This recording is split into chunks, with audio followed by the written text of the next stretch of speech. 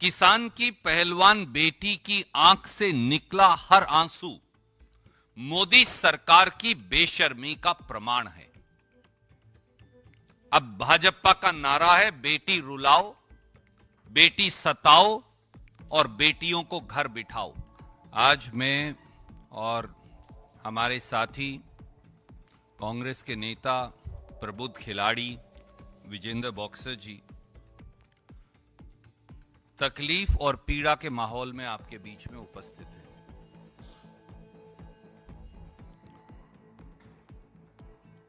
पहलवान बेटियों के यौन शोषण के आरोपी भाजपा सांसद बृजभूषण के असिस्टेंट और नॉमिनी संजय सिंह के चुनाव के बाद कुश्ती में ओलंपिक पद जीतने वाली देश की पहली महिला खिलाड़ी साक्षी मलिक ने खेल से संन्यास की घोषणा कर दी, जो भारत के खेल इतिहास में एक काला अध्याय है। अब लोग क्या कह रहे हैं, देश क्या कह रहा है? बृजभूषण का तंत्र जमा मोदी सरकार का सहयोगी मंत्र, ये बना बेटियों के साथ न्याय से षड्यंत्र। किसान की पहलवान बेटी की आंख से निकला हर आंसू मोदी सरकार की बेशर्मी का प्रमाण है। अब भाजपा का नारा है, बेटी रुलाओ, बेटी सताओ और बेटियों को घर बिठाओ। खिलाड़ियों के आंसुओं, बेटियों की बेबसी और खेलों से खिलवाड़ पर संसद और सरकार मौन धारण किए हुए। इन चैंपियन महिला पहलवानों, किसानों की और देश की बेटियों के साथ जाति और अन्याय के लिए सीधे सीधे मोदी सरकार दोषी है। यह दर्शाता है कि न्याय की गुहार लगाने वाली देश की हर बेटी को मजबूर करके घर भेज दिया जाएगा और दोषी सत्ता की शहतीर से कह कहे लगाएंगे और बेटियों की बेबसी और लाचारी का मजाक उड़ाएंगे। शायद इसीलिए यौन शोषण के आरोपी और भाजपा के चहेते सांसद बृजभूषण ने कल भारतीय कुश्ती संघ के नतीजों के बाद कहा, एंड आई कोट, दबदबा था दबदबा रहेगा। यही नहीं, न्याय की गुहार लगाती हुई बेटियों को चिढ़ाते हुए बृजभूषण सिंह ने यह भी कहा और कहा, नकारते हुए बेटियों को कहा कि जो पहलवान राजनीति करना चाहते हैं वो करें। मोदी सरकार ने इसलिए यह साबित कर दिया है कि अब इस देश में गुण, शिक्षा और काबिलियत की जगह नहीं है। जगह है तो राजनीतिक दबदबे की।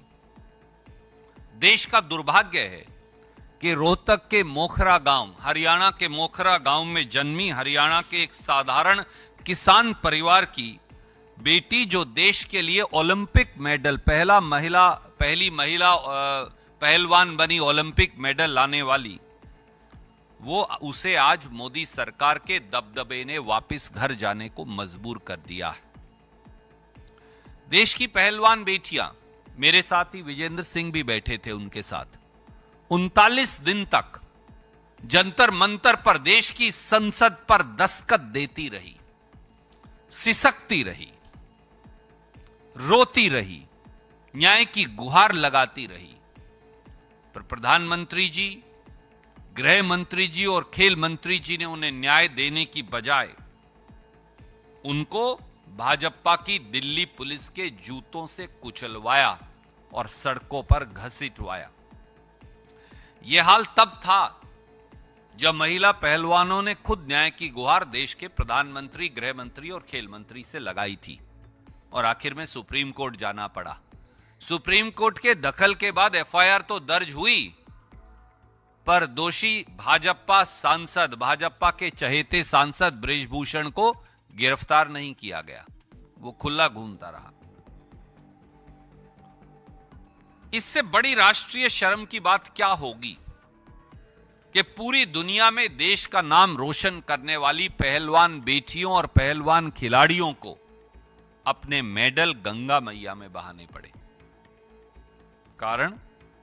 कारण केवल इतना कि बृजभूषण सिंह को मोदी सरकार का संरक्षण प्राप्त है।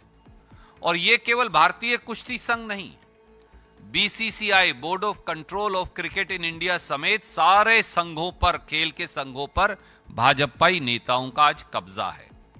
मोदी जी तो कहते हैं कि खेल संघों को राजनीतिक हस्तक्षेप से छुट्टी दिलवा दी, पर सच्चाई इसके विपरीत है।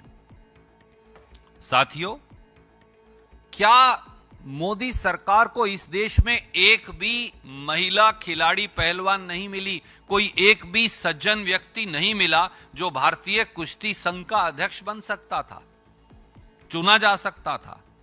अगर यही आलम रहा तो इस देश की बेटियां और उनके अभिभावक, उनके माता पिता और परिवार किस पर विश्वास कर अपनी बेटियों को खेलने के लिए भेजेंगे? यह अत्याचार साक्षी मलिक के साथ नहीं, यह अत्याचार विनेश फोगाट के साथ नहीं, यह अत्याचार विजेंदर बॉक्सर और इन जैसे अनेक काबिल खिलाड़ियों के साथ नहीं। यह अत्याचार, इस अत्याचार ने देश की करोड़ों बेटियों की उम्मीद तोड़ दी है और इसके लिए सीधे मोदी सरकार जिम्मेवार है। देश की बेटियों के सवाल ये भी हैं, मोदी सरकार चुप क्यों है? देश की बेटियों के सवाल ये भी हैं, देश की संसद अब किसान की बेटी, पहलवान बेटियों के अपमान पर चुप क्यों है? देश की राष्ट्रपति, जो खुद एक महिला हैं, वो एक शब्द क्यों नहीं बोल रही? देश के प्रधानमंत्री एक शब्द क्यों नहीं बोल रहे? देश के लोकसभा और राज्यसभा के सभापति महोदय एक शब्द क्यों नहीं बोल रहे?